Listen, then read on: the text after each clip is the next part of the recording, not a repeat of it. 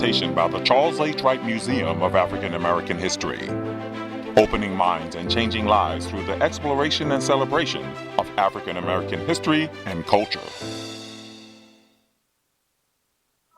Hello, I hope you are enjoying our celebration and are keeping up with each presentation. So far, we've seen presentations from the African Liberation Day Committee, the Malcolm X Grassroots Movement, and Insuroma Institute. If you missed them, you can visit on our website at www.theright.org to view those broadcasts. Today's presentation is a perfect partnership of two organizations, MURIC, which stands for Michigan Underground Railroad Exploratory Collective, and the Wright Museum, presenting on the Kwanzaa principle of Ujimaa, cooperative economics. Enjoy.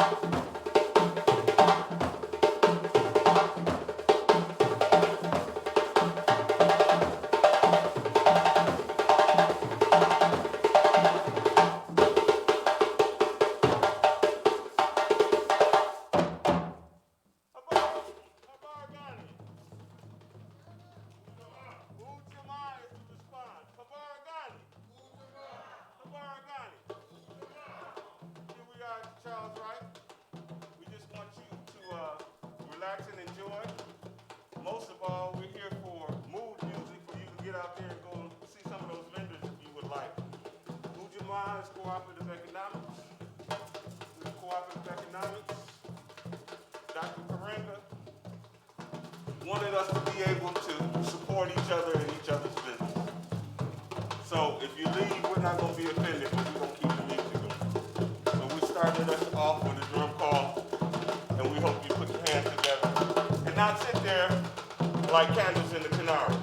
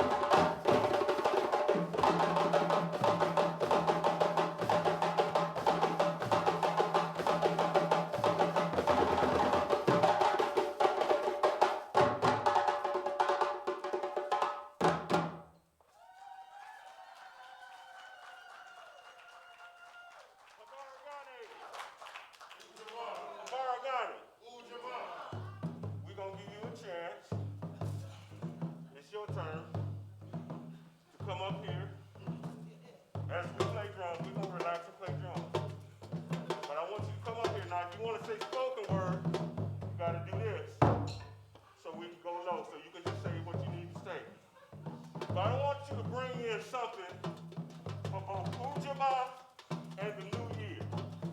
If you just want to come up and shake your butt and dance, that's even better.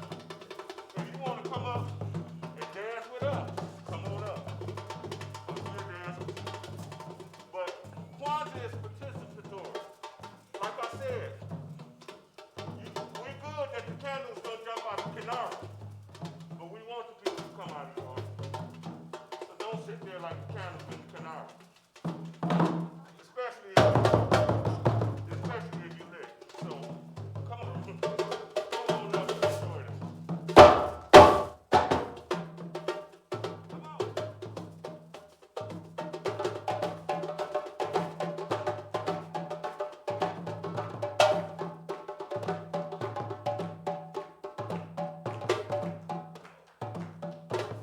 Okay, how you doing? What's your name? Say that again. R-A-P-I. Rocky. Is that right? Yep. What you gonna dance for us? So you want us to give you a beat? Okay, y'all, we gotta give Rocky a beat.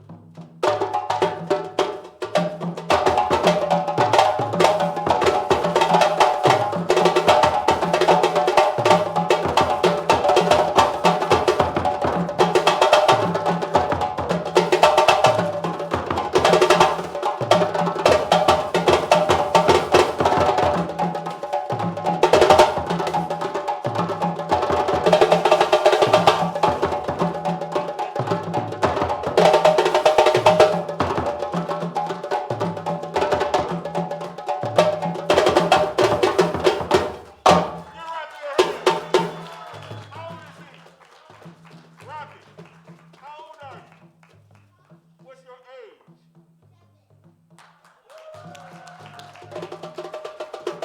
You know, that could be kind of prophetic since we are celebrating the 7 principles. He's 7 years old and he was the first one to come to stage. Everybody. Okay, come on, y'all. We know what to do.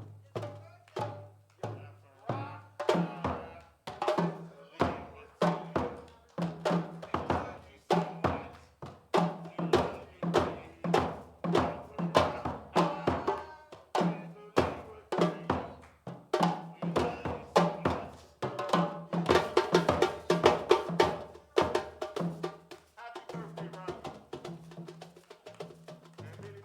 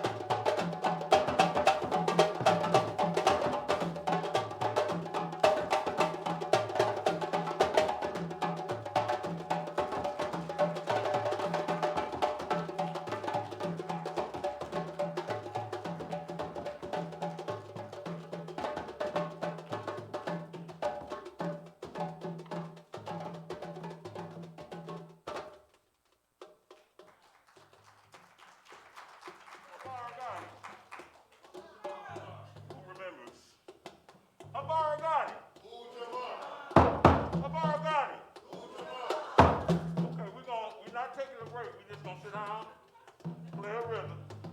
And for those of you who were scared, come up here, like Rocky and my sister.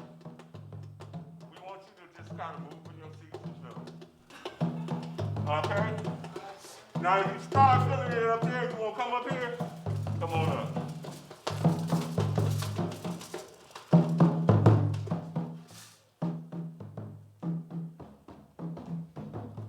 This segment, we're going to feature Amari on Jim Banks.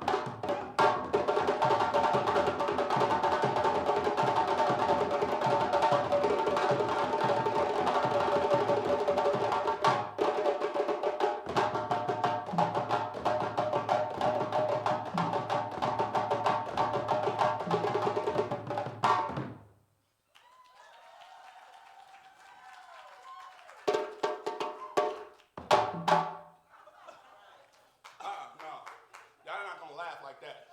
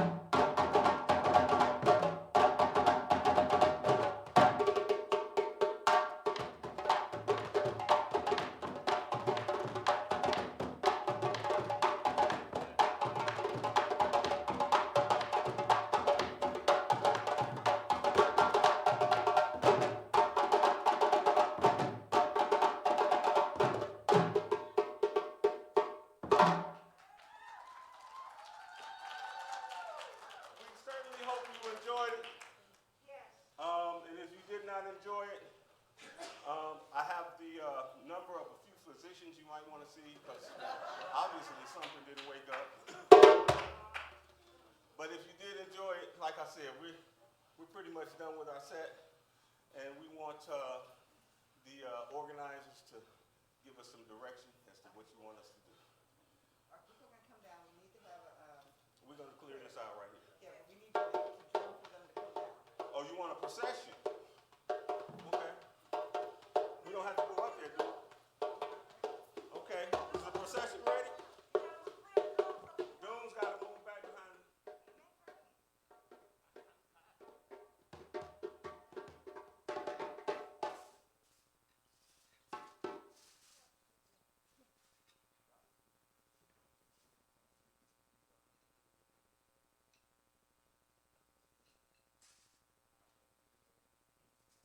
Can we just give the drummer some? Can we do that?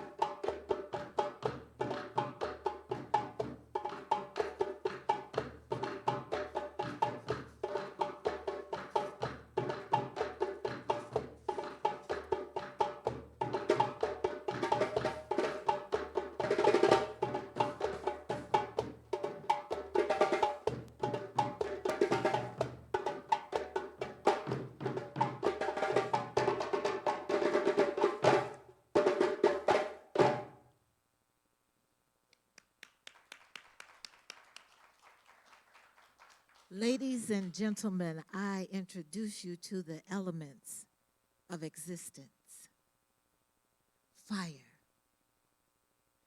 Fire is the first light that birthed our world.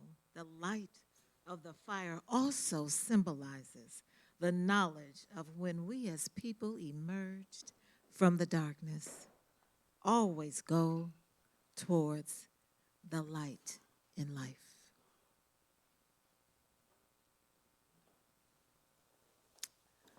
Oh, the wind. The wind symbolizes air, which is the first breath essential for life.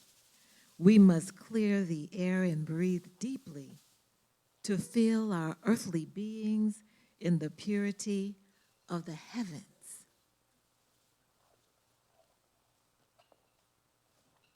Water. Water symbolizes cleanliness and sustains our body as well as everything on earth. It satisfies our quest for thirst for not only our bodies, but also the spirit of our Creator and the soul of our ancestors.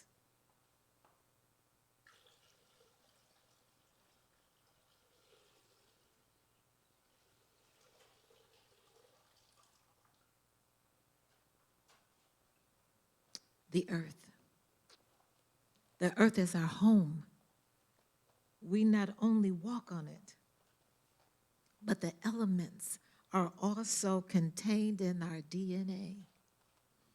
We are one with the earth. We Black people, as the first people of the soil, have a responsibility to maintain the earth's spontaneous creativity, integrity, and longevity. I present to you all the elements of existence.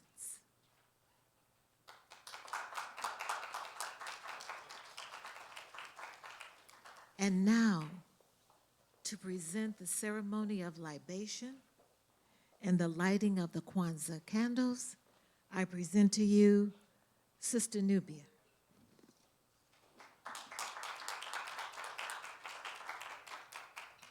Welcome again. In the spirit of the ancestors, we welcome you. The ancestors, we welcome them to come into the room to join us.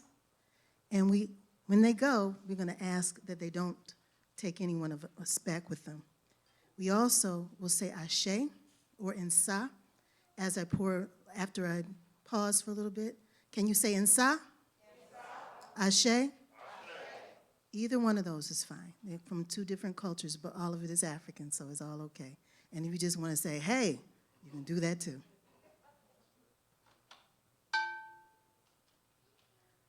Our most ancient ancestors who lived in the area of Olduvai Gorge, in Lake Nyassa, on the valleys of the riverbanks of the Nile River, who formed civilization, we say Ashe.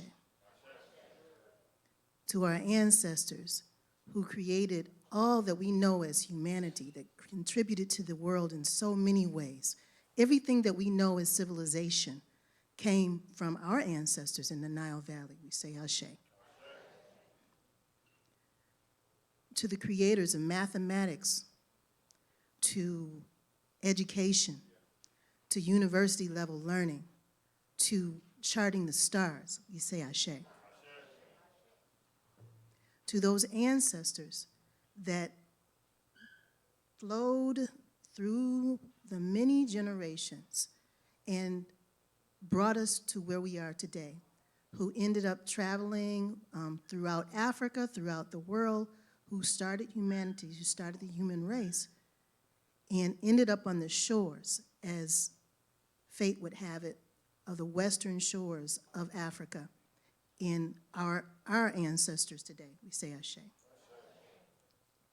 We say Ashe to those ancestors who resisted enslavement, who resisted from the beginning of when Arabs enslaved Africans 200 years before Europeans. We say Ashe. To those bones, those millions of bones, 120 million or more, that lay on the bottom of the Atlantic Ocean, which we call the Middle Passage, we say Ashe. To our ancestors, who we would not be here if it were not for them, to our ancestors, we say Ashe. You can call out your ancestors' name at this point. Ashe. Ashe. Ashe. Ashe. Ashe. Ashe. Charles Wright, James Wardford, Mavis Wardford, and all those ancestors, named and unnamed, that are responsible for us sitting here today, we say Ashe. We ask when they leave us today that they don't take any one of us with them. Ashe, Ashe, Ashe-o. Thank you.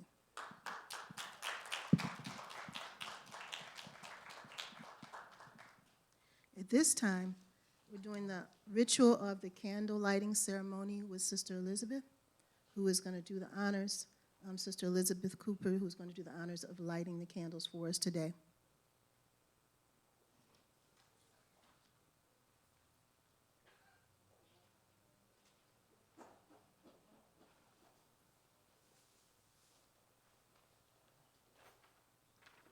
We begin with the first night, which is Umoja, which is unity. The black candle that symbolizes family, community, nation, and race is symbolic. The black candle is symbolic of our black people, of us. Second candle is Kuja Chagalia, which is self-determination. We have the right to determine ourselves, determine who we are, identify ourselves, and tell the world who we are. And we make that decision, self-determination. Ujimaa, collective work and responsibility, that we collectively work together is something that we need to work on, but it's something that we will achieve and we will master. Ujimaa, the principle of the day. Cooperative economics. Our ancestors a long time ago showed us how to cooperate economically. And this play today is in that honor, Ujimaa. Thank you, Sister Elizabeth.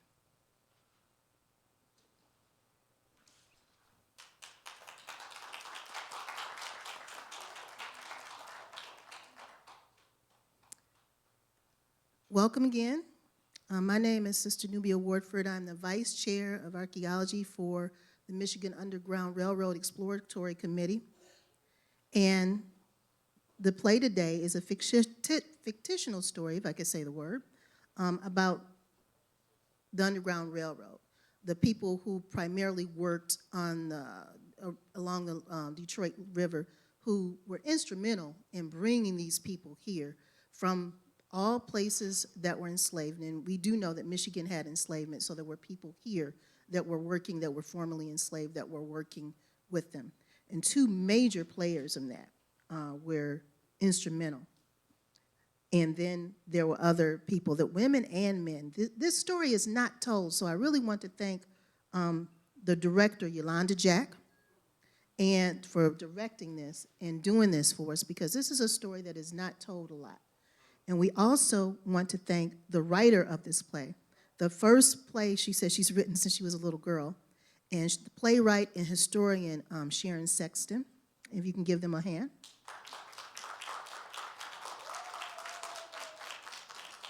There are 4 characters in this play. The first is William Lambert. Okay, before that, Barbara is going to do the welcome.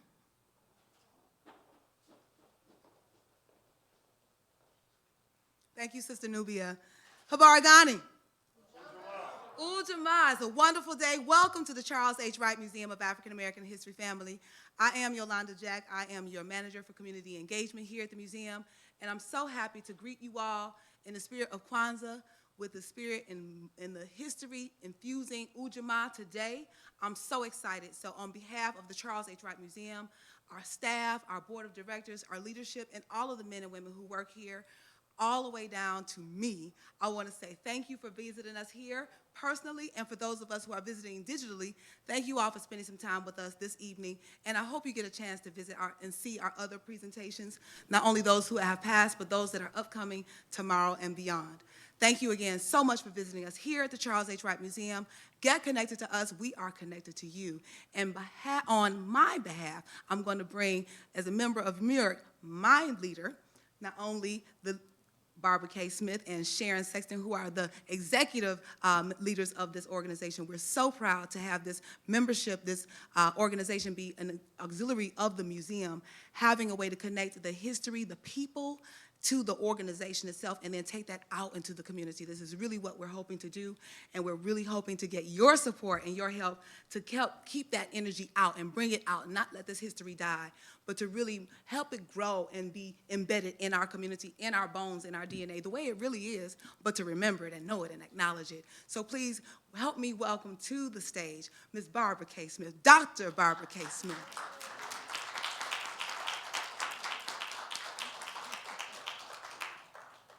Wow. Thank you, Yolanda.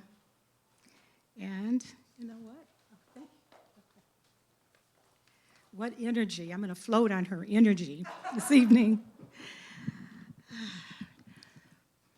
So I'm just delighted to see all the children in the audience. So thank you, parents, grandparents, aunts, uncles, for bringing them this evening. So on behalf of MURIC, the Michigan Underground Railroad Collective, I welcome you all here this evening. So thank you for making this your choice to be here in the Wright. So at this point, I would like to recognize any officials or dignitaries elected or appointed city officials, if we have any in the audience. I just want to acknowledge you this evening. I do see a wave of a hand. So we appreciate you coming out and making the Wright your entertainment designation for this evening. And that's for everyone. So thank you for coming.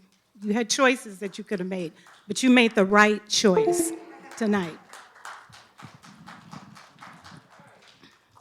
Okay, so what I'd like to share with you is the inspiration behind the founding of MURIC. So what I did is I wrote a narrative. So it just allowed me maybe about 4 minutes to share this with you. We just want to share our inspiration because it goes back 20 years ago. So Sharon Sexton and I co-founded this Michigan nonprofit and museum auxiliary on February 2nd, this year, 2021.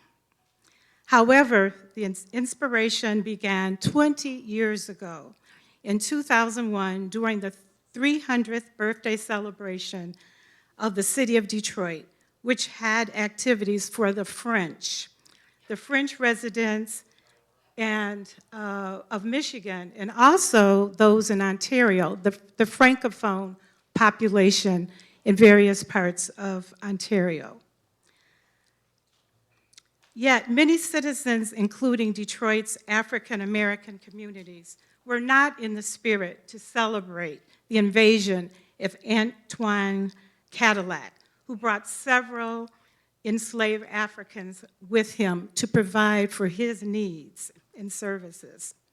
However, Dennis Archer, mayor of Detroit, who was concerned about the lack of inclusion of the Black population from the various communities throughout Detroit, got together with Edsel Ford, who was the Detroit 300 chairperson.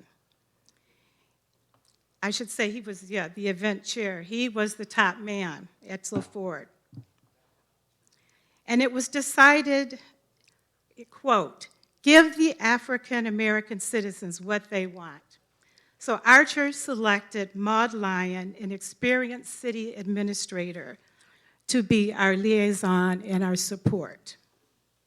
Once the word got out and the first meeting was held, Maud Lyon requested our wishes for a celebration. And Sharon Sexton, a co-founder, raised her hand and said, we want a monument. And at that point, I didn't know Sharon. I knew our parents knew one another, but she was pretty much just, a stranger to me at that point. And I'm looking and say, wow, that's a big ask. We're not going to get this monument.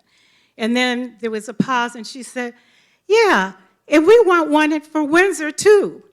And so, Maud Lyon said, any other suggestions? And of course, behind that, I mean, what more can you ask for than a monument?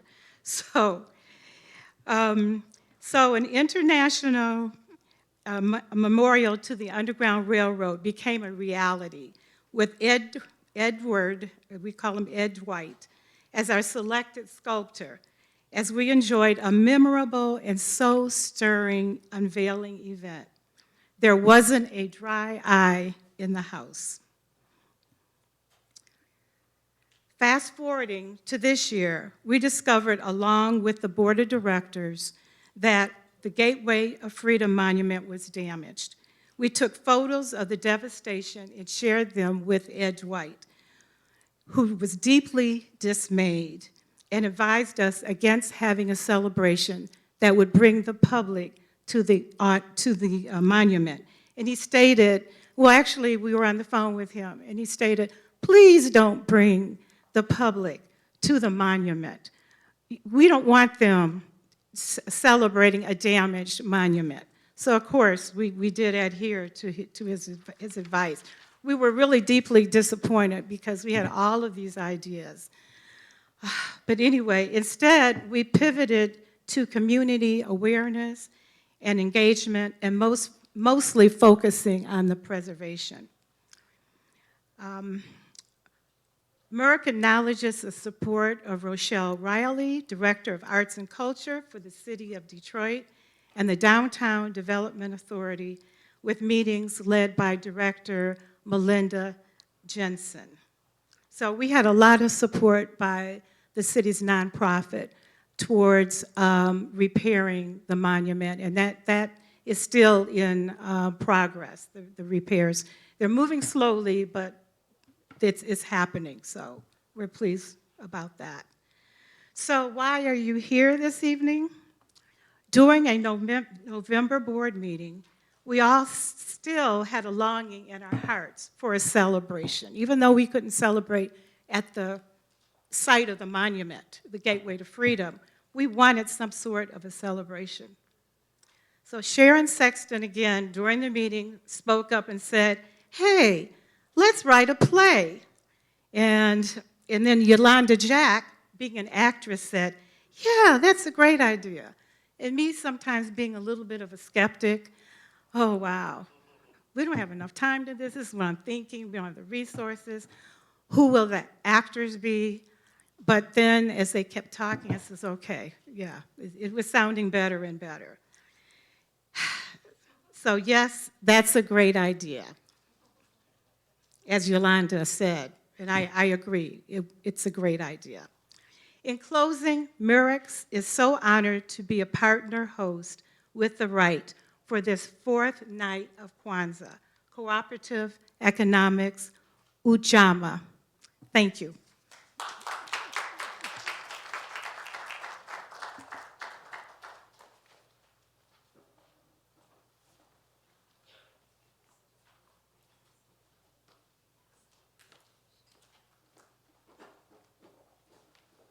Can we give Barbara K. Hughes Smith a round of applause? She is the daughter of the founder of this museum, with Dr. Charles H. Wright.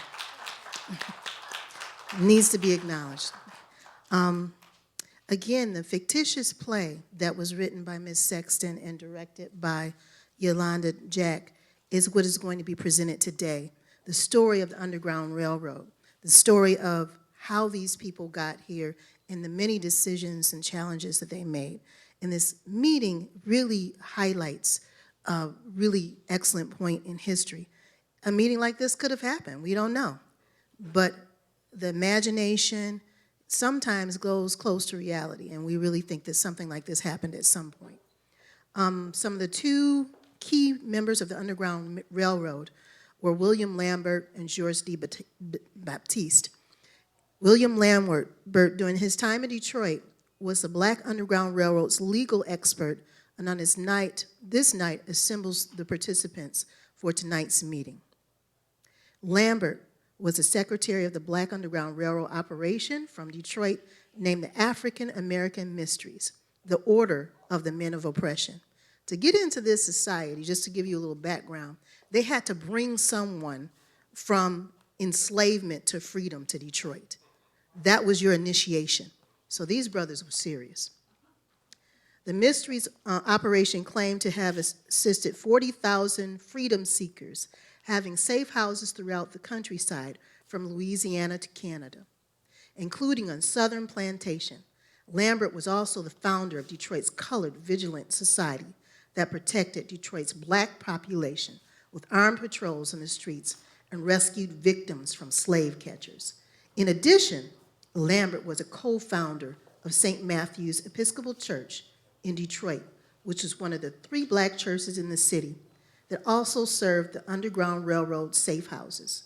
Lambert's genius was behind many of Detroit's Underground Railroad's operations.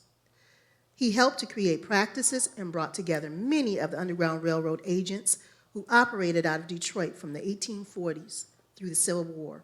Lambert was also responsible for leaving information about the Black Underground Railroad operations for future generations to find. We also have Georges de Baptiste, president and strategist for the African American Mysteries operation. His playful personality will hide a serious anti-slavery freedom fighter whose savvy business skill made him one of Detroit's richest men during the days before and after the Civil War. De Baptiste's daring Underground Railroad antics and escapades were well documented in Detroit's newspapers during the 1850s and 60s. The results of de Baptiste's assistance in helping the enslaved escape changed many laws in Michigan and attacked America's governance of the slavery system.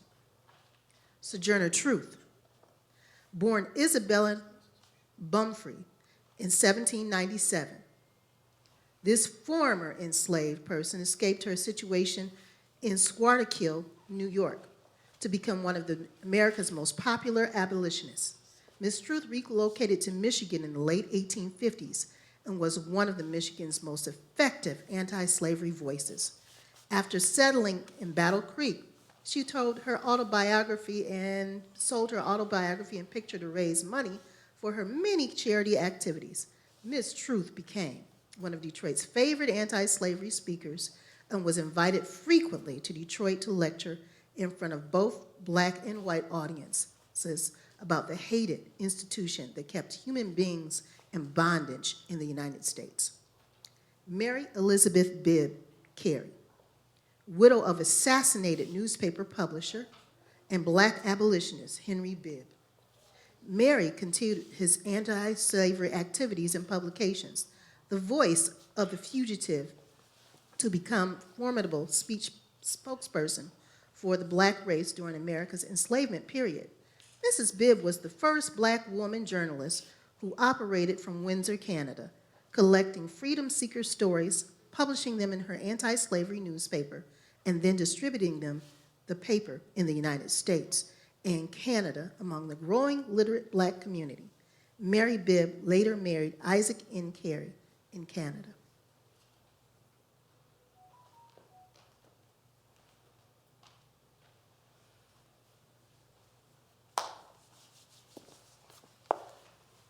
Well, thank you all for coming. I believe that we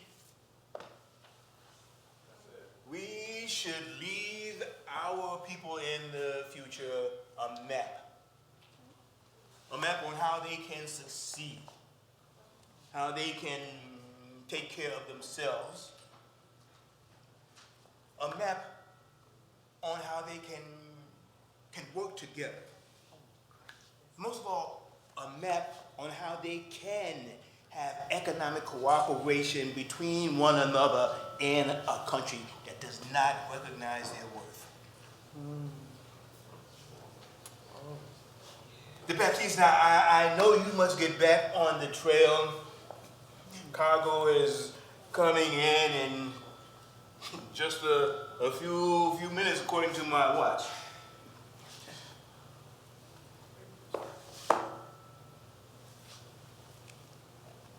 Mrs. Bibb, I want you to write a story for your newspaper covering everything that we talk about tonight. Mother Truth, thank you so much for bringing supplies all the way from your allies in Battle Creek. And thank you for bringing your wisdom to our article. Oh, well, you are so welcome for the supplies, and I'm grateful to be given the opportunity to contribute to your article, Miss Bibbs. Miss Bibbs, oh, well, I noticed you mentioned something about worth, about people not knowing our worth. And I want to start right there.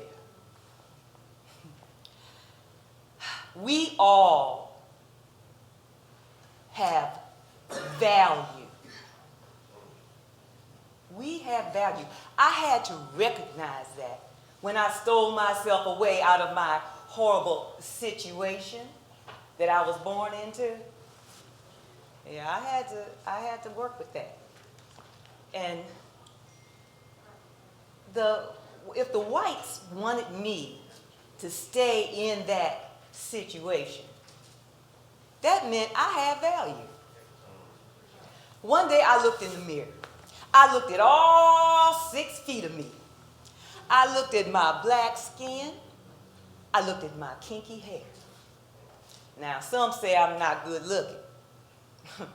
But I said to myself, if those whites value me at $400 to do what they want me to do for them, then I'm going to value myself at $500 to do for them what they wanted. And then I said, I'm going to steal my $500 self away from those ungrateful people. And I'm going to take my infant daughter with me.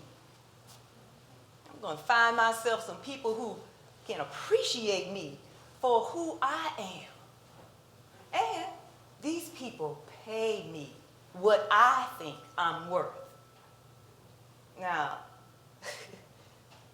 some of them think that I am worth even more than I think I am. So I went back to my old situation and got my son. You know, I had to go to court and sue to get him away from those people.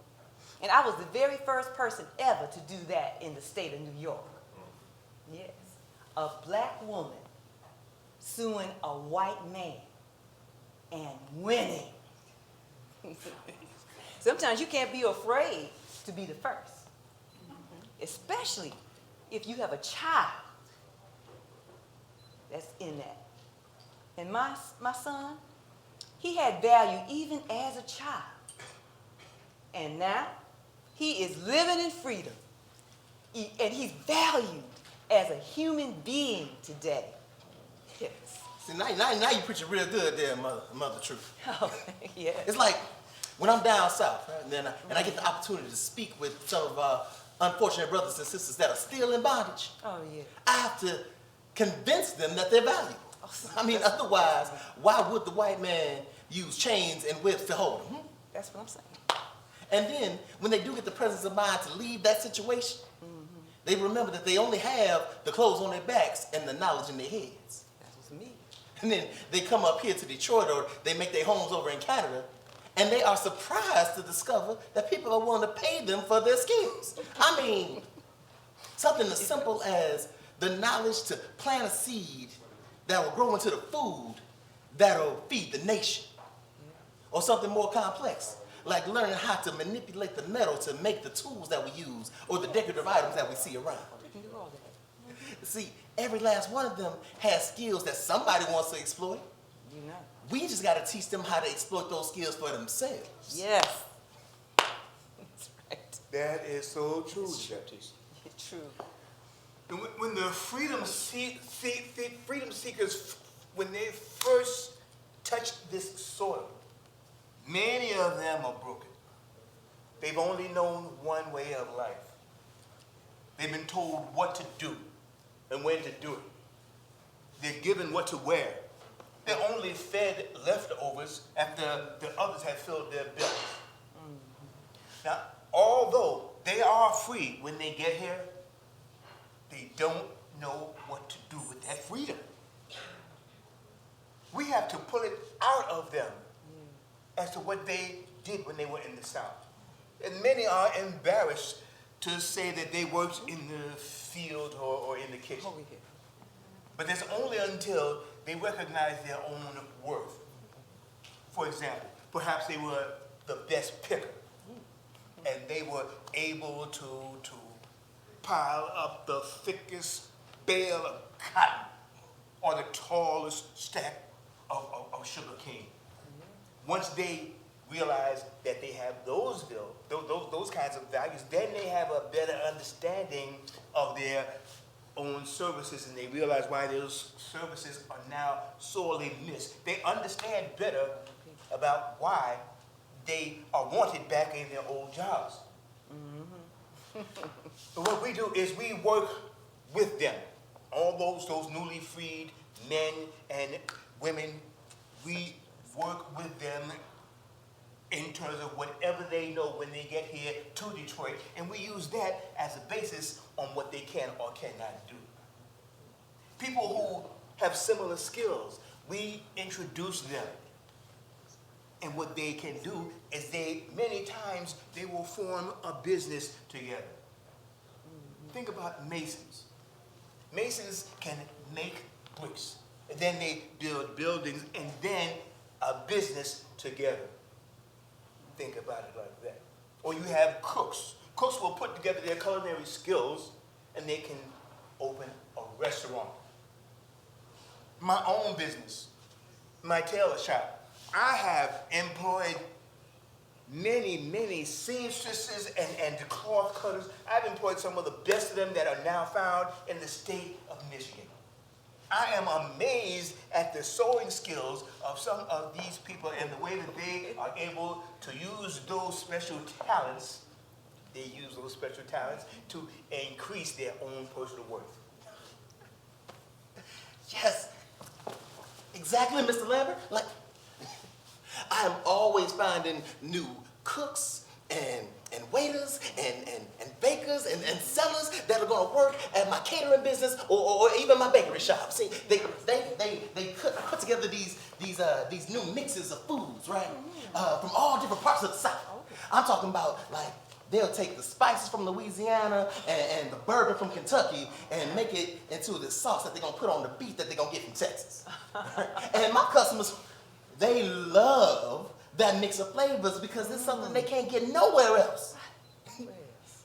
That's amazing. Now them cooks, they are creating trends that are attracting paying customers. Shoot, that's why my restaurant has a line of people, black and white, daily. My employees, they bring a different type of flavor. Slow down. This is great information, but my hand can't write fast enough.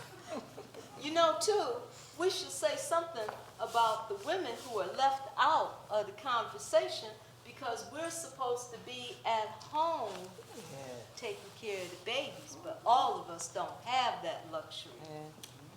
When my husband was killed, I had to carry on because I couldn't let his dream and message die too.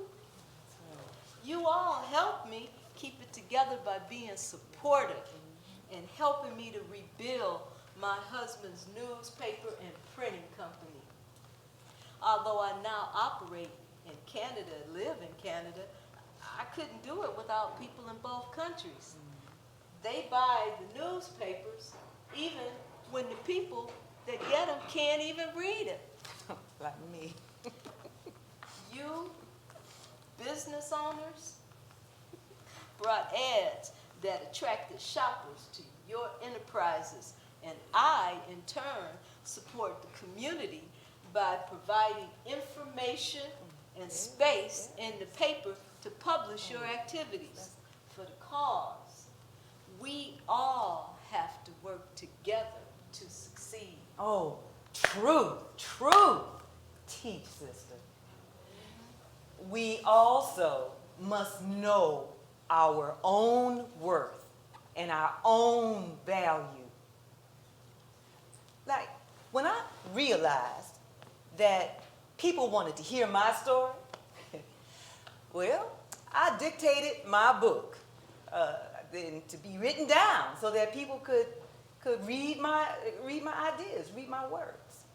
And when I realized they wanted to remember me, well, I had a fine portrait picture taken so that they could see me when I wasn't around.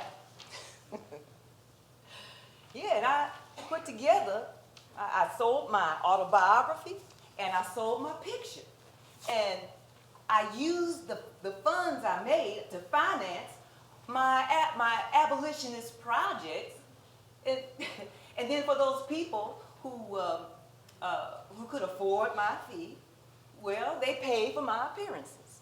And those audiences that, well, they wanted to hear the word, but they couldn't afford my asking price, well, that was my charity. That's right. I gave it away. I surely did. Now see that's a good point there, Mother Ruth. Yeah. Listen, way I see it, we all have to give back to our communities, right? And make that an integral part of our endeavors.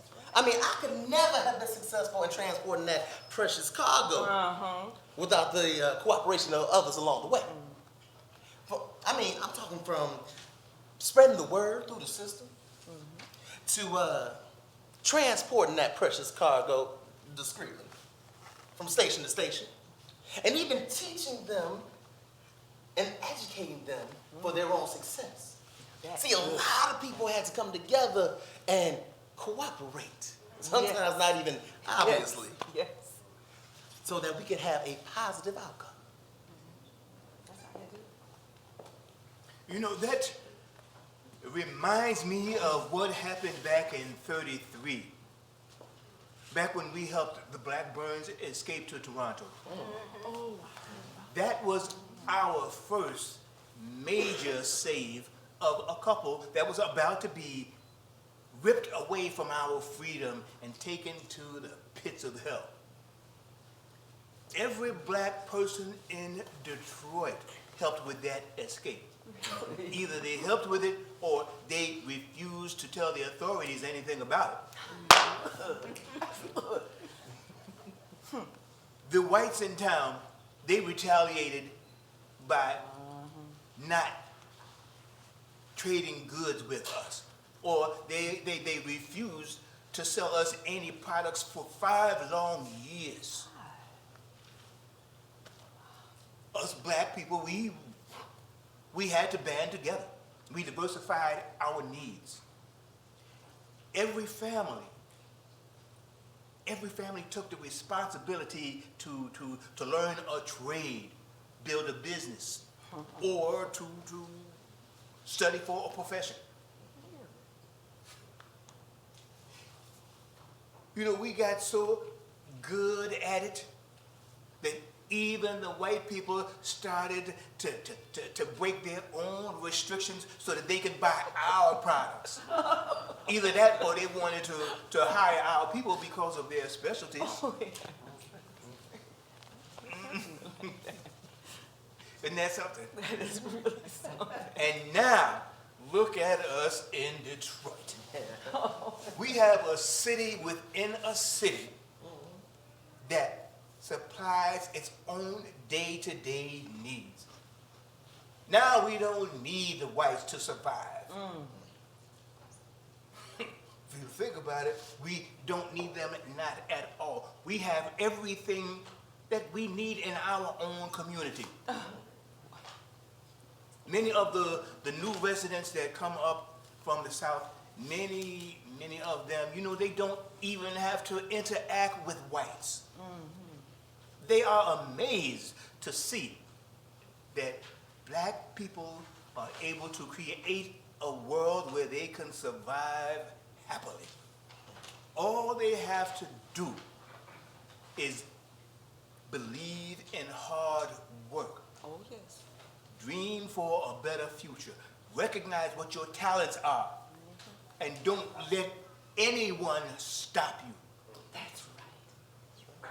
No one, don't let anyone stop you at all. If you do those things, we can have the same pleasures of life that anyone else can have. So, Mrs. Bitt, what are the success guidelines for our future generations? First, and number one, you must realize that you have value. Yes. Number two, give your excess back to the community. Three, value your skills. Exploit them for yourselves and community. That's right. Number four, don't be afraid to be first. Come on. That's right. Number five, pair up with people of similar business interests or business purposes. 6, be supportive of others financially, emotionally, and charitably. 7, work together for success. Number 8, never give up. Oh, yeah. Come on. Yes, Miss Fields. You know,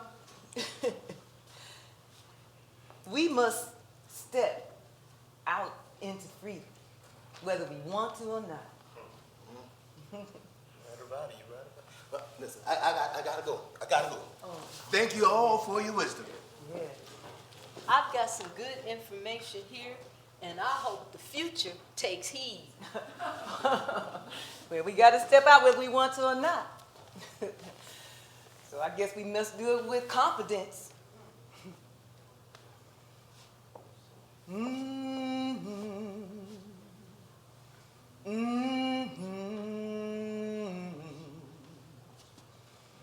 Coming for to carry me home. Sweet love, sweet chariot, coming for to carry me home. I looked over Jordan, and what did I see? Coming for to carry me home. A band of angels are coming after me, coming for to carry me home. Swing low, sweet chariot, coming for to carry me home. Swing low, sweet chariot, Coming for to carry me home. Who knows the rest? I looked up. Yay. Carry me home.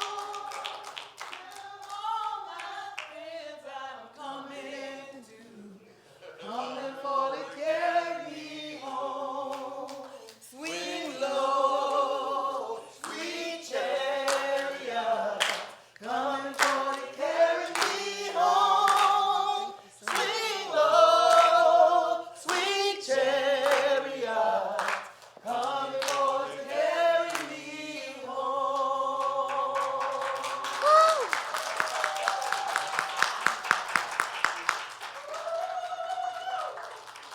Thank you so much. I'd like to, everybody, so you know their names individually again, I'm going to announce them again. George D. Batiste, Jonathan Jones. William Lambert, Doug K. McCrae. Sojourner Truth, Michelle McKinney.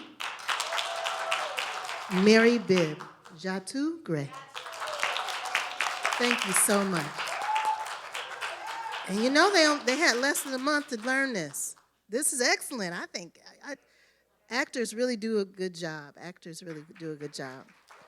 And thanks again to Sharon Sexton and the writer of the play, and again to Yolanda Jack for directing it. We're going to move into the portion, our panel discussion. Sharon Sexton. They were supposed to figure out the code words. That was a code song for the Underground Railroad. Do you all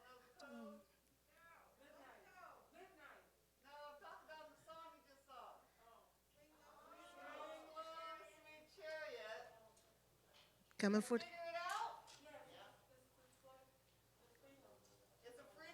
But which code? Which word was the code? It's the Underground Railroad. Coming after me, yeah. Yay, thanks for sharing.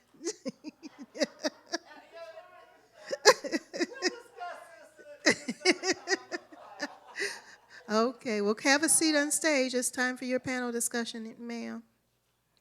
I want to, you know, Sharon is such a leader. She can't stop leading.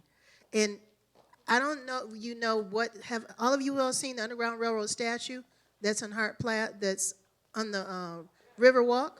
She's responsible for that.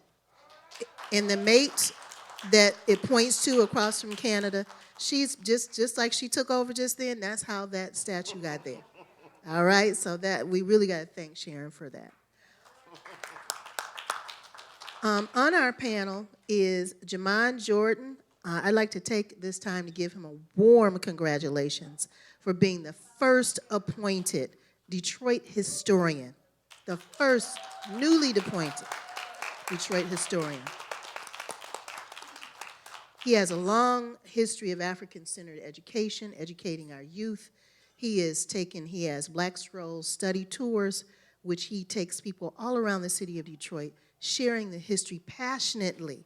See what happens when you live your passion. You're rewarded for it just for being and doing what you do. Sharon Sexton, who is a historian, one of the first people to bring out, she was the first person to produce a film about Paradise Valley of Detroit. And she passionately goes to the library. She discovered a lot of things in the Burton collection about William Lambert. And first, she's the first person to discover this mystery system in which Lambert was a part of. So she is a part of that. And we're going to have a discussion, and we'll have time for question and answer. To begin our discussion, Sharon, you can begin and tell about the many aspects of the Underground Railroad that we weren't able to talk about in this short play.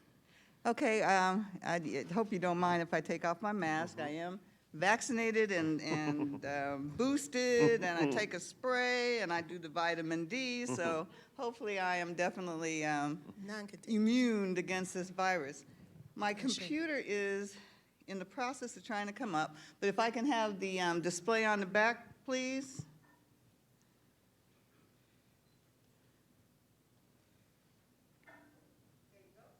Okay. Okay, we can go to, and okay, I guess I'm not going to use this. I'll just look at the information too. Okay, the African American mysteries. Has anybody in here ever really heard about the African American mysteries? Raise your hand. Okay, Jamon, okay, and I don't really see anybody in the audience. Okay, because it's interesting about the African American mysteries, and I'll tell you why, so we'll just continue to go. Oh, I'm supposed to be clicking, okay. There you go. Okay, so anyhow, again, my name is Sharon Elizabeth Sexton. I'm a researcher. I'm a darn good researcher. And I agree. I'm an investigative reporter, got my training in television and in print, and darn good investigative reporter. Don't know why I couldn't get a job in TV in Detroit, but I was a darn good reporter everywhere else. And I'm a documentary filmmaker dealing with real stories. And my favorite stories, of course, are the Underground Railroad. Okay, my favorite word is why. Do you know any other people whose favorite word is why, like people who are young? And some people think I'm a snoop, just because I'm an investigative reporter and ask why. But anyway, what is history? What is history? Is his story. Well, whose story is it? Okay, archivists. Archivists are the people who are the keepers of story. They can be writers, they can be historians, they can be teachers, they can be authors. And who knew that archivists actually have conferences? And a few years ago, I went to this conference here in Detroit. It was a regional conference for the archivists. And who knew? In fact, all of you who are, the family historians, people who are your historian in your business, you need to go to some of these conferences because they really tell you really great information about archiving.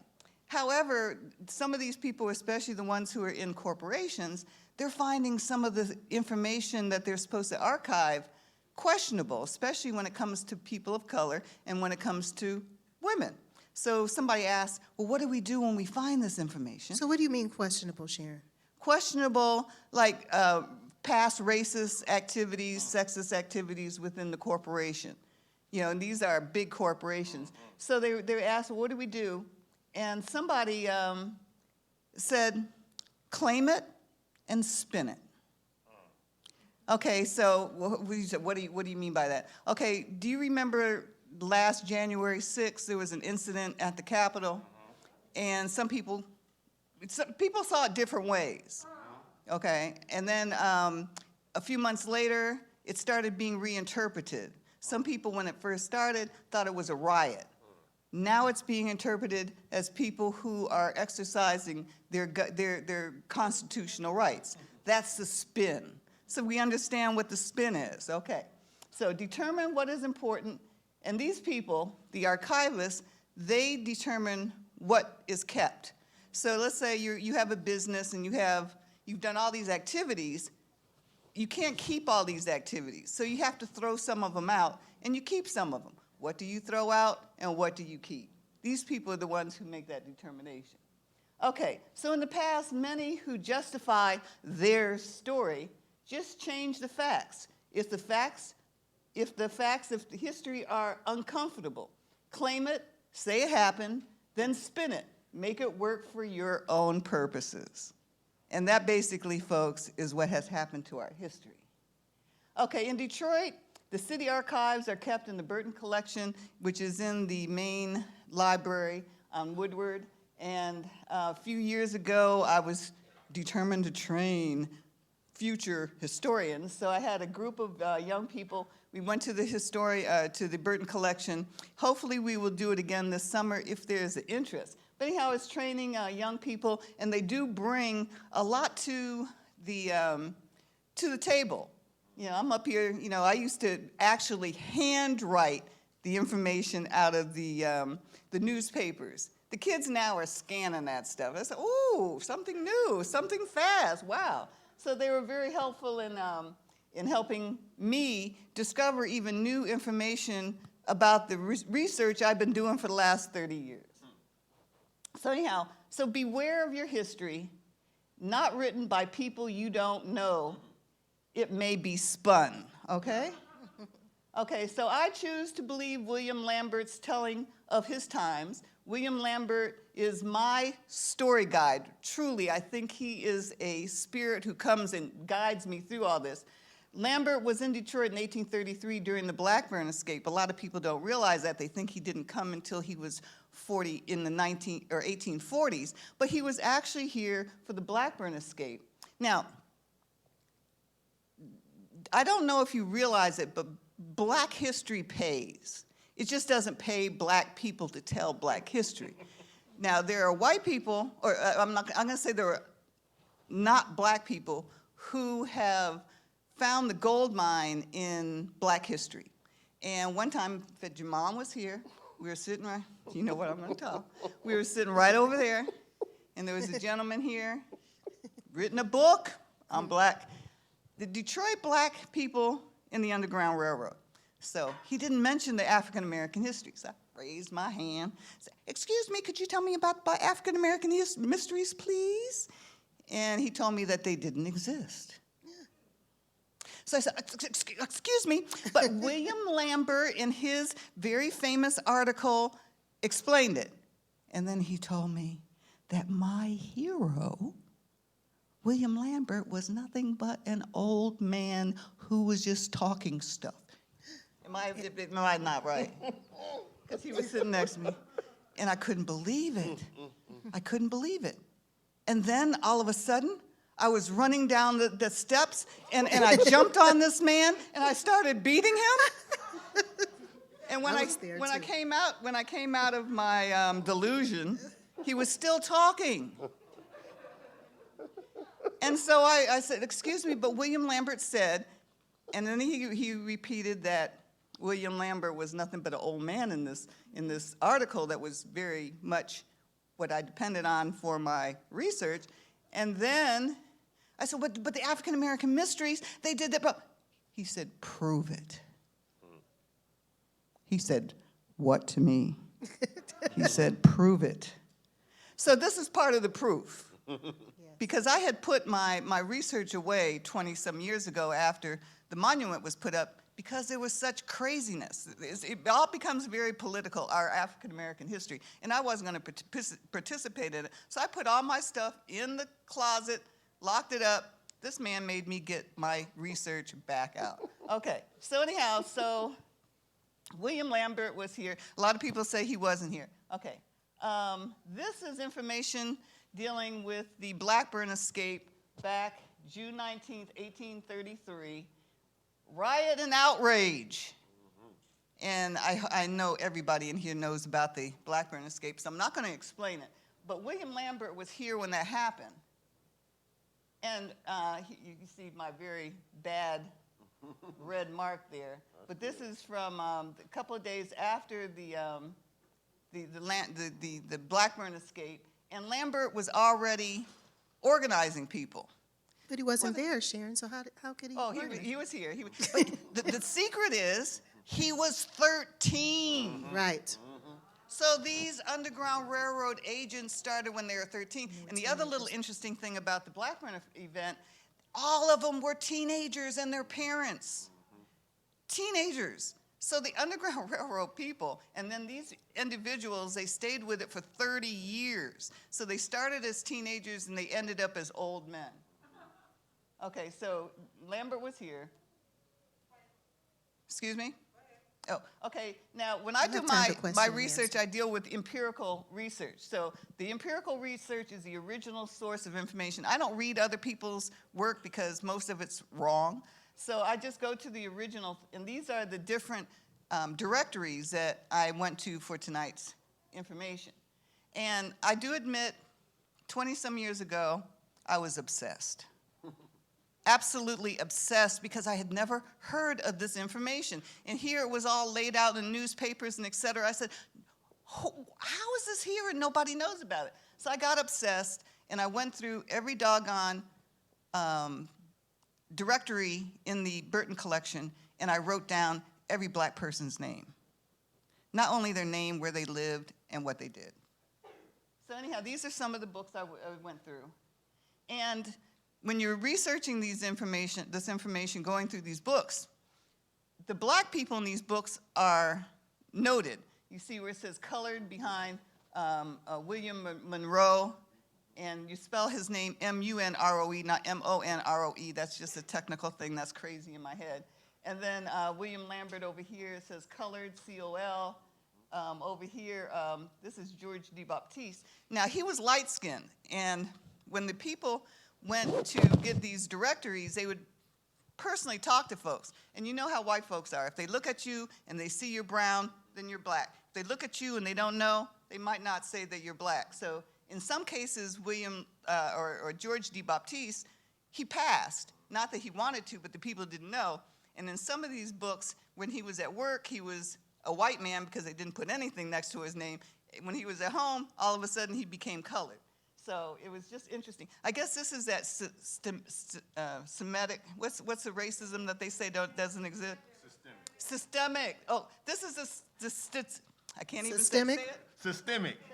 Racism that people say didn't exist in our past. Yes. Okay, so we're just going past that. Okay, so now in the directories, we started in 1837. Michigan became a state in 1836. So this started at okay, there were 11 black people listed in the directory. And barbers, there were 2. Oh, and I instead of putting just the number, I put like little marks, except there weren't little marks, it was a number, but that's not 11, that's 2. but because I made them represent humans. Okay, so 2 barbers, 3 hairdressers, 1 laundress, 3 boatmen, a teamster, and a pastry cook. 1837. Okay, Underground Railroad starts kicking in. First of all, this is what Detroit looked like at the time. It only went from the river, which is down here at the bottom, up to Grand Circus Park, from, I think this is Beaubien over here on the side, to, Marsha, do you see what street that says over there? No, over there on the side. Well, anyhow, it doesn't go that far over to, because Cass, General Cass, or not General Cass, but Lewis Cass, he had his property and he ended up selling his property to the U.S. government. But anyhow, so this was Detroit. It wasn't very big at all. By 1945, we have, how many, what does it say down there? How many? 23 people. You see, we had hairdresser, clothing store, cook, barber, drayman, mason, laborer, cooper, cook, cabinet maker, tailor, grocer, pastor, shoemaker. Okay, this is Reverend Monroe. And it's interesting, when back in the day, we started off as African Baptist Church. Then guess what we became? Colored. Colored. And then what did we become? Black. No, not yet, not yet. No, not yet, not yet. We became American colored. American Yeah, before. yeah. We wanted to be, like American, African American. Yeah, and then we became just colored. Anyhow, we went through all kinds of stages, and it really shows with the names of the churches.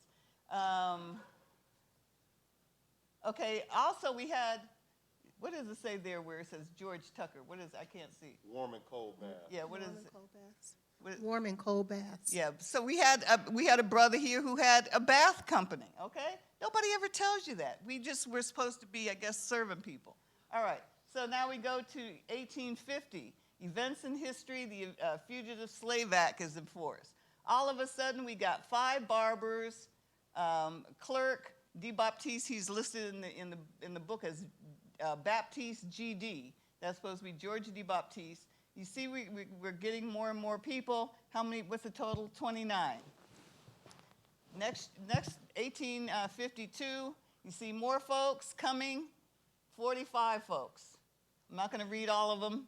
I'm not going to read all those.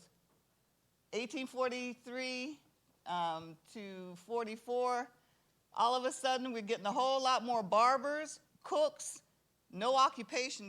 We didn't have people on the streets before here who didn't have occupation. All of a sudden we got 8 people who are unoccupied or who have occupations. Now all these people have names. Okay, we have, finally we have a musician, a blacksmith, we have a boarding house, a physician. We have a homeopathic and hydropathic physician, surgeon, and occultist. Oh my. Okay, so moving on, 1855. Look how many people don't have a job, gave their name, 34. Then we have 21 barbers. And you can see how we have different occupations.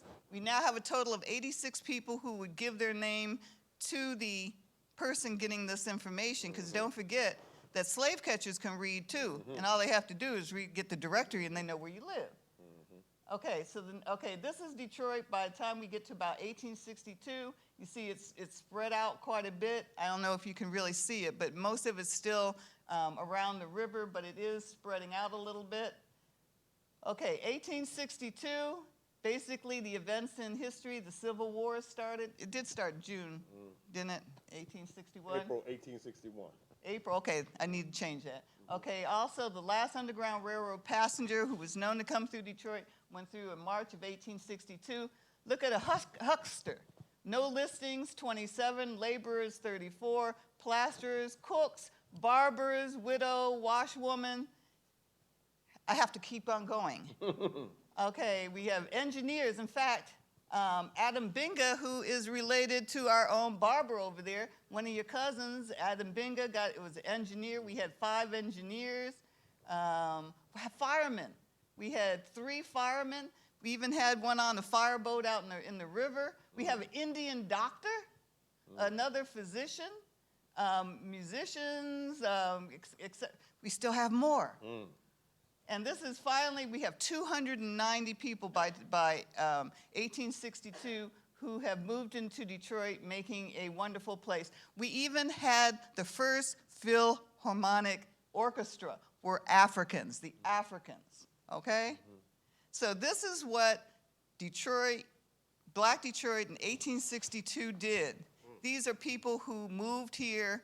Some of them had minimal skills, some of them had a lot of skills, because what they don't tell you also in history is that the other states that were supposed to be in the Northwest Territory, they passed laws saying that free blacks couldn't stay there. So we had free blacks coming from other states here. We had, like I said, the runaways. We had 2 teachers in a school. We do have a school, nurse, ministers, several ministers, et cetera, et cetera. So anyhow, this was cooperative economics back in the 1860s. Can we get to this point today? All right, Ujimaa in 1862. Thank you. Jaman. Habaragani. Ujimaa. Habaragani. Ujimaa. What up, though? Hey. All right, so hey, I'm happy to see everybody here, and I was really delighted to see that presentation and see the directory listings from the 1800s of black people, and these are black people who are willing to talk. So you know there's some black people who would never have given their information. So there's more black people than the people that's listed, but even the ones that are listed, you see the different jobs that they had. One of the things that we ought to understand is that Detroit's African-American community is really a symbol of today's principle, Ujimaa, cooperative economics. The fact that there was a black community that really got organized into becoming a community in the 1800s is because of cooperative economics.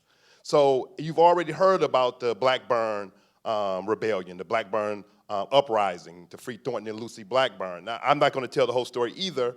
It is a story, a very powerful story that you ought to know, and it really helps to organize the black community into becoming not just black people living here, but being a community. But it took some things for that to happen. And one of the things it took was cooperative economics, because when Caroline French and Tabitha Lightfoot go and visit Lucy Blackburn inside of the jail cell, and Caroline French switches clothes with Lucy Blackburn inside of the jail cell, and the sheriff and deputy can't tell the difference between these black women. So Rutha Blackburn, Lucy Blackburn, will walk out of the jail cell posing as Caroline French, and Caroline French will stay in the jail cell posing as Lucy Blackburn. When she gets out, she gets on a boat and goes over to Canada. She don't swim, you know, there's no such thing as planes yet. So where's this boat coming from? So they're already organizing. She gets on a wagon. Someone paid for a wagon for her to get on, then get on a boat, and then go over to Canada. And when they free Thornton, after this, the next day, when there's an uprising to free Thornton, and the sheriff is mortally wounded, he's put on a brand new wagon, and Daddy Walker and Sleepy Polly take him to a boat. He crosses over to Canada, and he's free. Where's this coming from? And so what this is they're already practicing cooperative economics. They don't call it that. They don't have that name that we use, these fancy way of expressing Ujimaa today, but that's what they're practicing. And it's that group of people, they're the core of group of people who will organize Second Baptist Church, the oldest black church in the state of Michigan, which is also organized with cooperative economics. They have to rent a space first. The first couple of spaces that they have are burned down, so they have to rebuild, move. Where are these funds coming from? These funds are part of this cooperative economics. The Underground Railroad itself is a cooperative economic movement. These are some of our first co-ops in this country, is the Underground Railroad, because it can't exist without some cooperative economics. Yes, you have people who are hiding people in a station, and they're called station masters. They're hiding people in a house, a barn, a church, and we have a number of those stations that were here in the city of Detroit. And so we call those people station masters. We have agents who are bringing people from one place to another. We call them conductors. And they're people who take people, and that's a very dangerous job. Harriet Tubman is, of course, the most famous conductor in history, But Detroit has conductors. You already know that the African American Mysteries Order of the Men of Oppression being initiated means you had to help somebody escape from slavery. So George D. Baptiste, William Lambert, we have conductors here in the city of Detroit. But another part of the Underground Railroad are stockholders.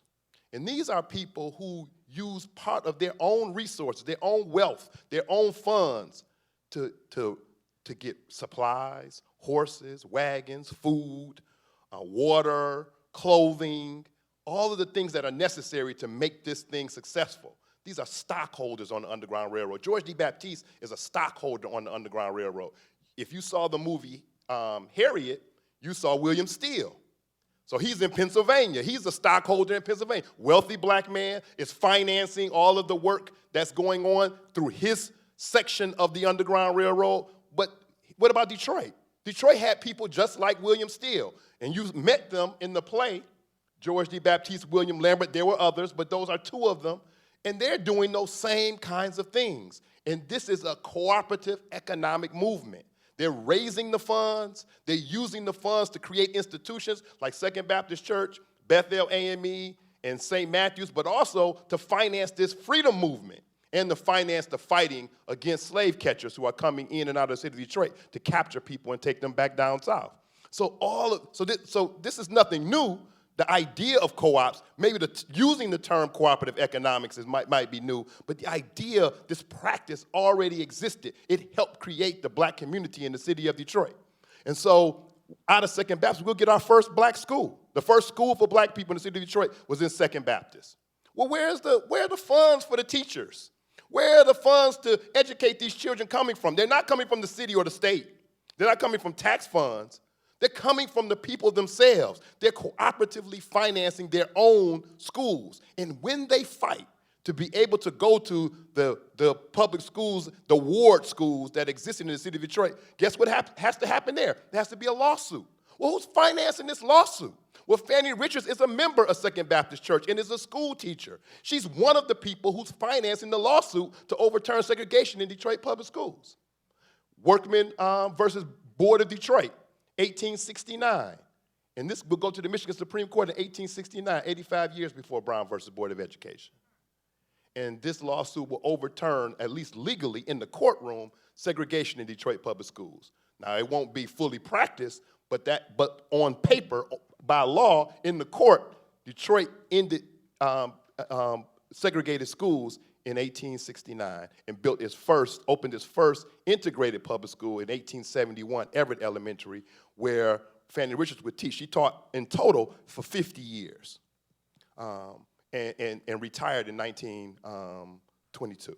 So I'm saying all of this to say that the organization, the creation of the black community in the city of Detroit is at its base the proof and practice of Ujimaa, cooperative economics. You don't get a Black Bottom in Paradise Valley, the institutions that come out of there, the schools that come out of Black Bottom and Paradise Valley, the businesses that come out of Paradise Valley and Black Bottom, the churches that come out of Black Bottom and Paradise Valley without the Underground Railroad.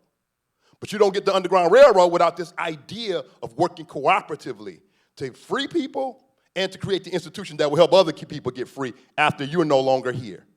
And all of that we learned in the play, that we learned with Sharon's presentation, ought to make you understand that black people in the city of Detroit, their community is not from deviance, dysfunctionality, or being dangerous. It's for a fight for freedom. And that is how we get a black community in the city of Detroit. Ashe. Detroit has such a history of self-determination. And the Underground Railroad was it was really an ingenious plan from all over, from escaping to the different places in the United States, to Canada, to Mexico, in various places. So tell me, as knowing how ingenious this plan was, how do you think that people today can really understand how important that was? Either one of you can take the question. I don't think people understand today exactly how this enslavement thing affected every single black person who was in this country. Yes. And the one thing I found the genius of the Detroit blacks back in the day is how well they worked together. Yes. Yeah, they might have had their fights, you know, because we have our disagreements within the community. But when it came to, okay, just like the Blackburns, either you were with us or you weren't. And they were all together. Yes. They even, before the police started looking for folks, because they had a few days to plan this escape, they got all the people who didn't have the right papers over to Canada. Because they knew that, you know, the white folks knew where you lived because they knew where you live. Black people, no matter where you are in America, white people know where you are. You don't have to even be listed. You're looking for Nubia? Yeah, she's the third house off the corner over there. You know, they know. This one friend of mine went to Germany to a conference, and he was the only black person in this little city riding around. He got in a cab, and he was going to tell the cab driver where he wanted to go. He said, "Oh, I know where you're going." You know, everybody in town knows who you are, you know. So that's how it was back in the day. And black people had to stick together. Had to. There couldn't be there couldn't be not even one person. Ujimaa, feel free to chime in as well. Yeah. Yeah, so, I mean, sometimes it is difficult to really try to explain just how important the fight against slavery is to people who, if you're not steeped in it, if you're not spending the night at the Burton like Sharon does, if you don't do that, you may not appreciate just how important and how significant the fight for freedom really was. But I tried to reach people at different ages. So if we talk about Detroit, one of the things we know about Detroit is music history. So whether you're talking about techno music, whether you're talking about gospel with Aretha Franklin, the Winans, the Clark sisters, whether you're talking about Motown, with so many artists, Marvin Gaye, The Temptations, Supremes, Michael Jackson and the Jackson 5, Stevie Wonder, the Marvelettes, and we just lost Wanda Young from the Marvelettes. So many artists that come out of that, and then of course people who pattern themselves after those people who are inspired by those artists. All of that history is so important, but where do we get that from? So Detroit has this legacy of performance because of an earlier history prior to techno and Aretha and Motown, and it's the Paradise Valley history. Yes. That precedes this, and it's Paradise Valley that helped to build the foundation for what became Motown, Aretha, techno, even the gospel music that we get from Maddie Moss Clark, her daughters, the Clark sisters, the Winans, all of that really coming out of that Paradise Valley history. But you don't got Paradise Valley if you don't have Black Bottom.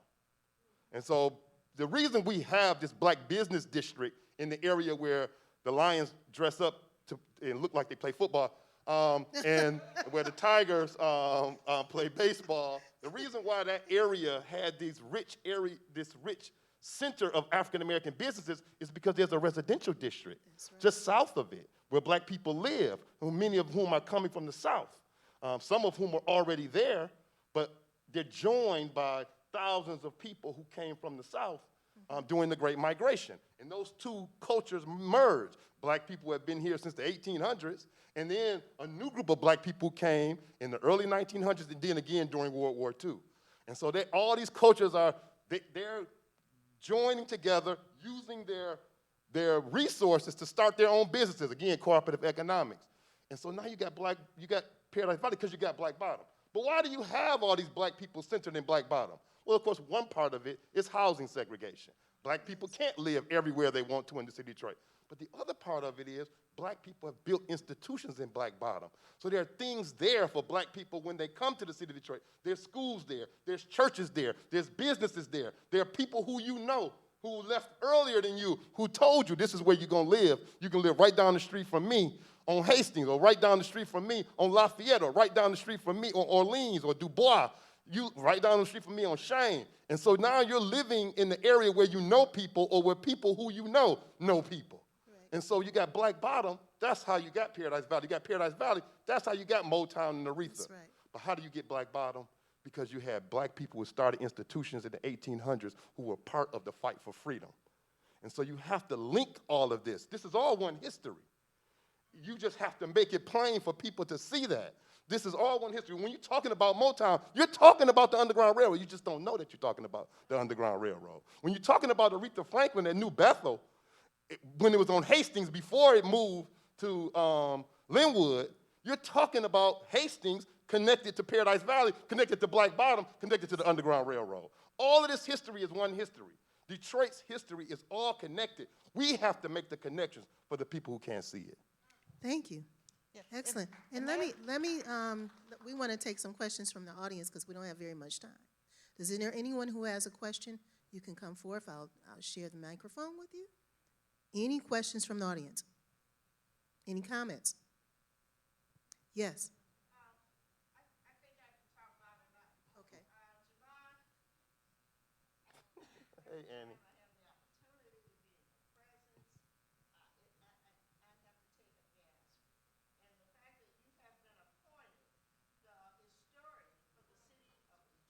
That's right.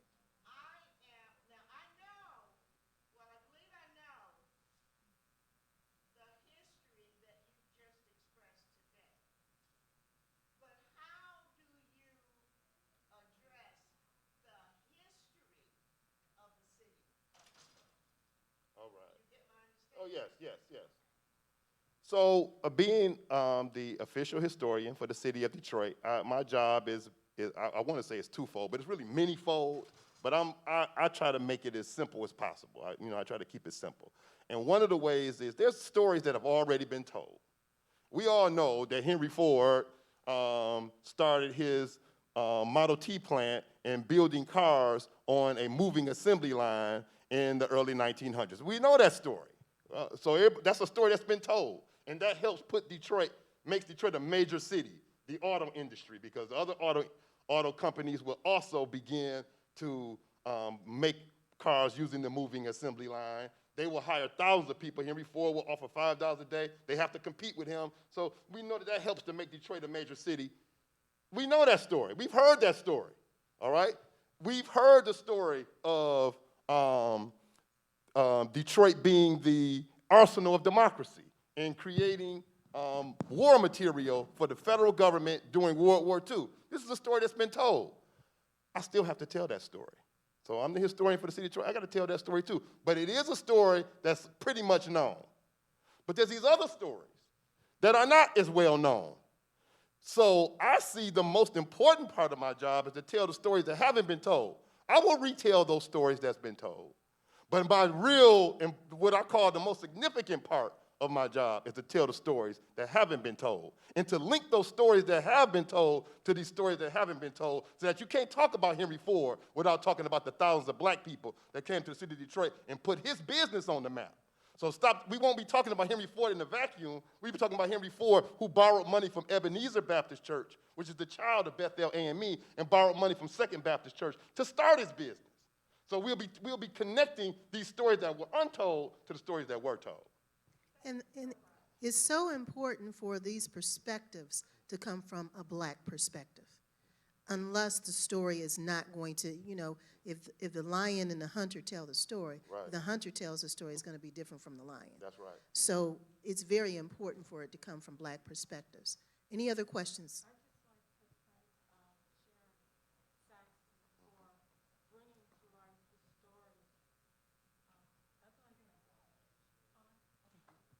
I'd like to thank Sharon Saxton for bringing forward the information about the Underground Railroad, because I have went to the riverfront and I visited an institution down there, and the guy, I think Jean Baptist, George D. Baptist, I saw the statue of him and the story of him as a black man, the first black man to have a boating business in the city of Detroit. And I was telling my grandson about that, but I didn't know the history linked to the African American freedom struggle. And I think the way you presented it was so elegant and insightful. And I just want to thank you so much. And the gentleman, I went on his Black Scroll tours through the Historical Museum, and I've been very impressed with the information I've learned from that event also. So I'm really thankful to be here tonight. Thank you. We're glad you're here. Thank you. Is there anyone else who has questions or comments? Please. Can you meet me halfway? No, Yolanda, we want you to run around and get some exercise. When was the black? What was or when? What was and when was the Blackburn escape? Now there's several books that are written about it, but very quickly it was an escape when the entire black community helped with it. It involved two young ladies who went into the jail and one young lady changed clothes with the woman who was going to be sent back into slavery, and she was able to escape. And then when the next day when they came out, the brother, he was saying, "Who shot the sheriff?" No. That might be where the song came from, "Who shot the sheriff?" But anyhow, there was a scuffle. The sheriff was shot. He was able to escape to Canada. And the other thing that was so important with this escape was this is the first escape that the Canadians had after the British Empire dissolved slavery. So this is the first case they had to decide whether or not they were going to send them back to the United States. There was a court case over there because after the Blackburns even got over to Canada, they were jailed over in Canada until they went through this court case. And that was the first case in which the Canadian government said that they would not send the runaways back to the United States. So not only was it an escape, but it set a precedent that from then on, people were trying to make it to Canada. So, we have two questions. There's a hand here, and I see another hand over there, and it is 8:56. We still got to pull Harambe's, so we don't have a lot of time. So it's a real quick. I Go ahead. Ms. Sexton, well, all of you guys, I want to thank you for being you, but especially you, Ms. Sexton, because you remind me of myself. I just love that you speak your mind, and I actually literally thought you ran up on that white guy, whoever you were talking about, that didn't believe in. Only in my mind. Right, and I would have ran up on him for real, but just thank you for being you. But you know, I think I'm just such a nice, sweet, innocent, quiet person. And then I hear that people call me the gangster of history. And I said, I'm not a gangster. The gangster of A history. gangster, yeah. But I am very passionate about it. I have been known to chase mayors through the halls of city of Detroit trying to get them to do something about the Underground Railroad. And it worked. Well, it does, but you know, it takes years. It's like a slow drip on people. And then finally, oh, Underground Railroad. But I do appreciate the people in Detroit, especially those who notice, because sometimes I do things and it's like, oh, wow, I'm getting ready to be killed here. Nobody's going to no, I'm gone. You know, they're going to get me. So I do appreciate you noticing. We have some things coming up through MURAC this summer. We hope to get your young people involved with learning about the Underground Railroad. We forgot to give you our email address. Our email address is muracdetroit.com, MURAC, M-U-R-E-C, Detroit, spelled the regular way, .com. Write to us, your teachers, if you would like to know about the Underground Railroad. We have at least 3 programs for 3rd graders, 5th graders, and older kids, maybe during the summer. So we really are enthusiastic about you learning your history because it is your story. It's your story, and you need to know it. Your children need to know it. So we hope that this continues. And Jamon, can you share your email address with the city of Detroit? Because people may want to get in touch. Yes, it's jjordan, city of Detroit.gov. Is that it? DetroitMich.gov. DetroitMI.gov. That's it. Detroit. See, I ain't very new. Know, I got this position, but you know. We have one last question. Yeah, DetroitMI.gov. That's it. Yeah, how you doing? I enjoyed the presentation. Quick question: as you went and did those early backgrounds of people who first came to Detroit, do you know of any of the descendants? Have you found some families that, and how far back do you go them being in Detroit? Wait, actually, yeah, my people weren't from here, but Barbara, stand up, Barbara Smith, she has a whole lot of, she has gobs of ancestors, because one of the things about these Underground Railroad folks, they got their children to marry each other. So, you know, like people nowadays, they're really related to several of them. But Barbara, and then William Lambert's great-great-great-granddaughter has written a book, a children's book on it. What's the name of it? Her name is Christina Streety Napier, but the book is Midnight. Yeah, the book is, yeah. It's a children's book. It's a children's book, yeah. We have to keep Jamon next to us. I don't know if he knows, but he has a photographic memory, so he remembers everything. Yeah. Okay, it is here in the bookshop. And I've met the fourth great George D. Baptiste. So Craig D. Baptiste and Allie Shelley. Shelley, that's her last name. Allie Shelley. And there was a Williams in there too that was helping him on. That was his captain on the boat, which Nanette Williams Armstrong is related to Peggy Williams of the Fred Hart Williams Society, and also related to Margaret Ward. Yeah, William Webb. So you talking about William Webb? Right. William Webb. So Leslie Williams is the fourth great-granddaughter of William Webb. William Webb, of course, is where they had the meeting where John Brown met with Frederick Douglass right here in the city of Detroit.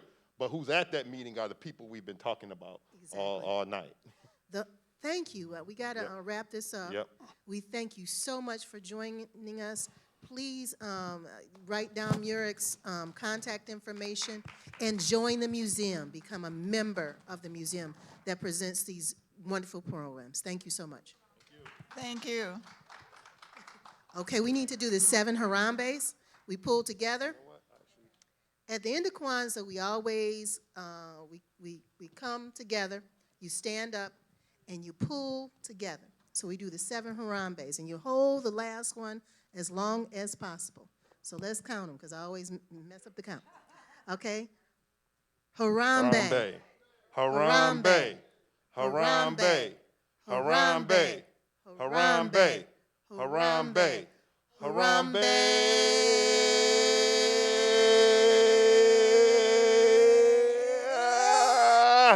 Let's pull together. Thank you so much. Thank you.